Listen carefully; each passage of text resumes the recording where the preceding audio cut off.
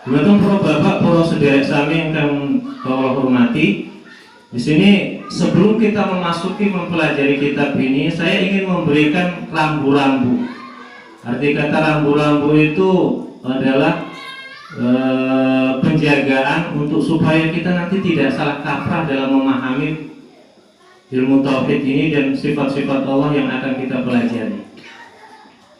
Dalam mempelajari ilmu tauhid ada 4 rambu-rambu yang harus kita perhatikan.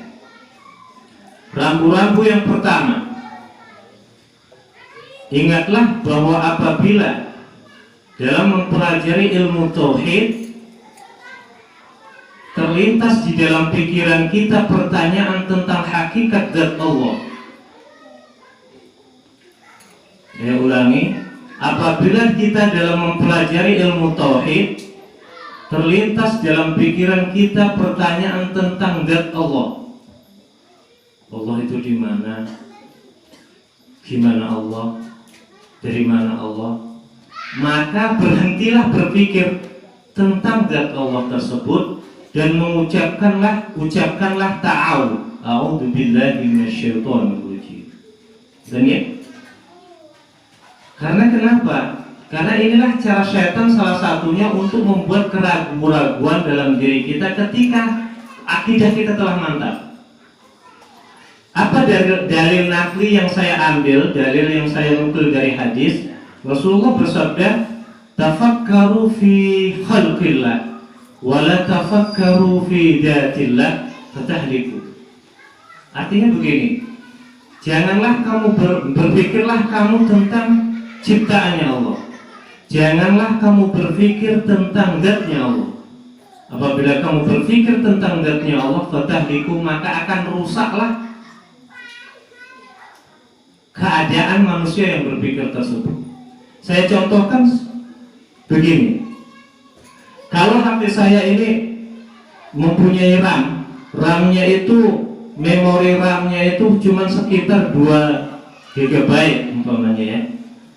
RAM-nya itu cuma cukup untuk menampung 2 GB. Tetapi ketika saya memasukkan memori kemari, itu lebih dari 2 GB. Bahkan itu sampai 10 GB atau lebih.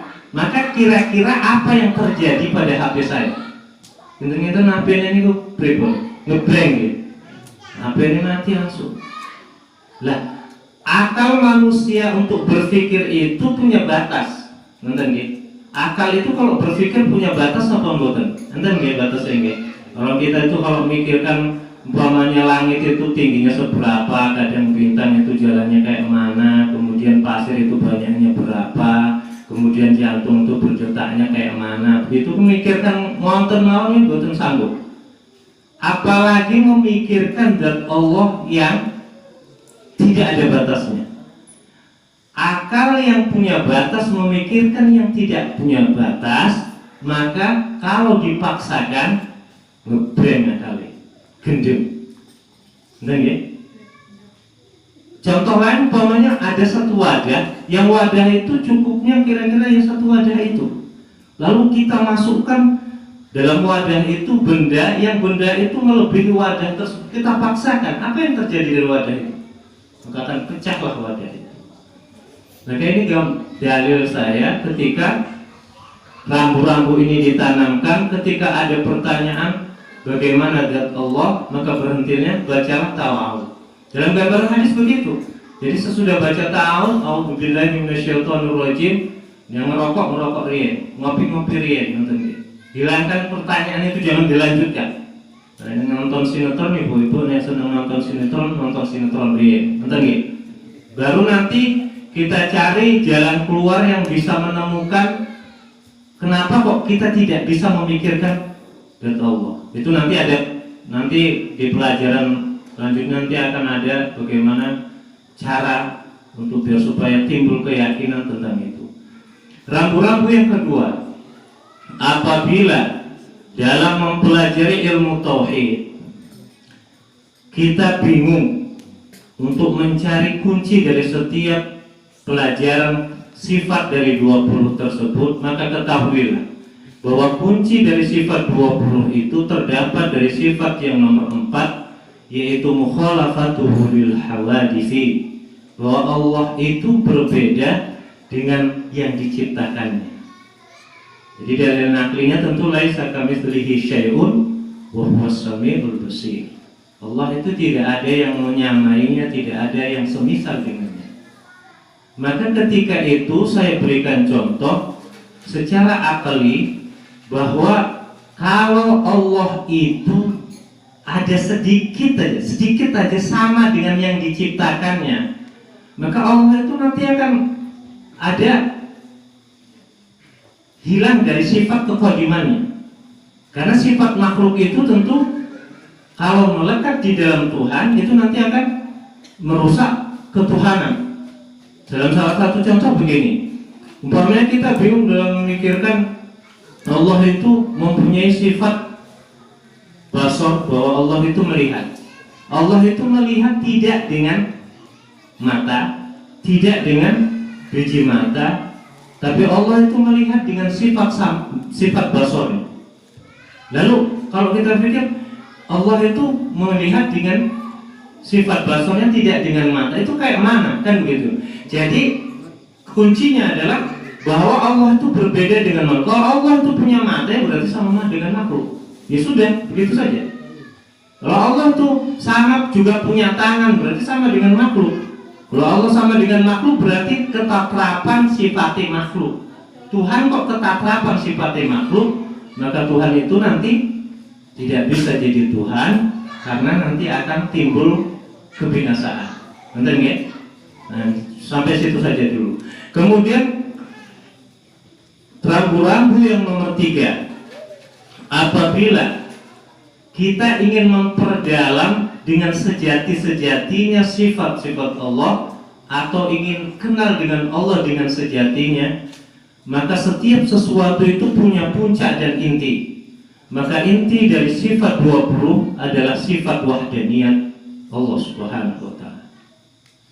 Makanya dalil naklinya saya ambil qul huwallahu ahad. Allah itu ahad. Ahad itu tunggal. Nanti kalau dalam pembahasan tunggal, karena inti dari ilmu tauhid itu di sifat wahdaniyah. Jadi kalau memahamkan ilmu tauhid itu bagaimana? Paham dulu. Kalau mau memperdalamnya, diperdalam sifat wahdaniyah. Kalau tidak, ya kita ketahui dalil-dalil akli dari sifat 20 itu, dari mulai wujud, qidam, baqa sampai nanti kaunuhu mutakalliman, itu diketahui dalil-dalil aklinya sudah cukup secara ijmali. Kemudian yang keempat, ilmu tauhid ini adalah ilmu tentang keyakinan.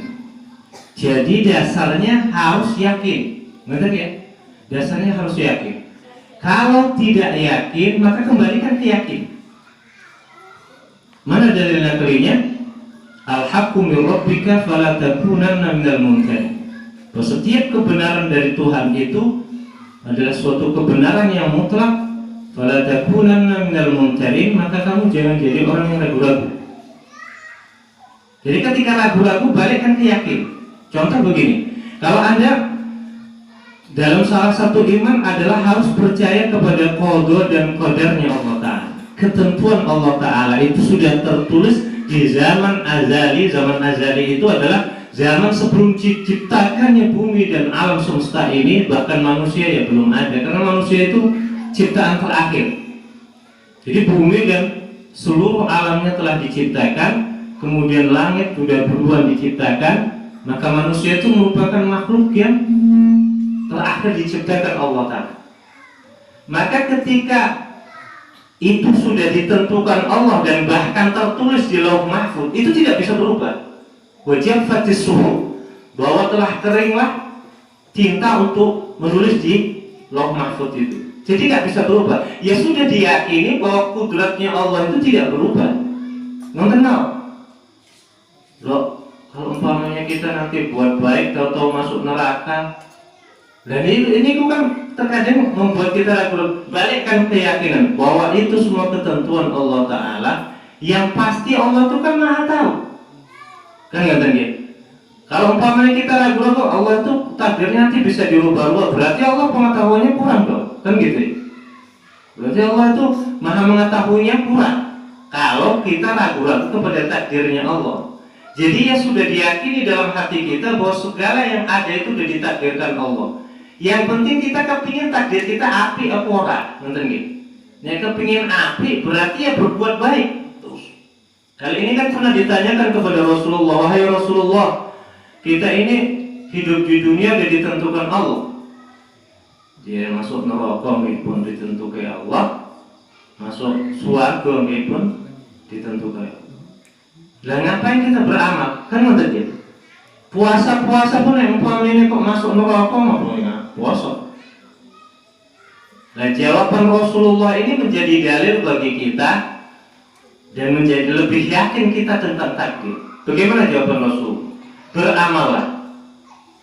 Karena siapapun yang beramal ketika itu ditakdirkan Allah baik, maka dia akan dimudahkan dalam amalnya.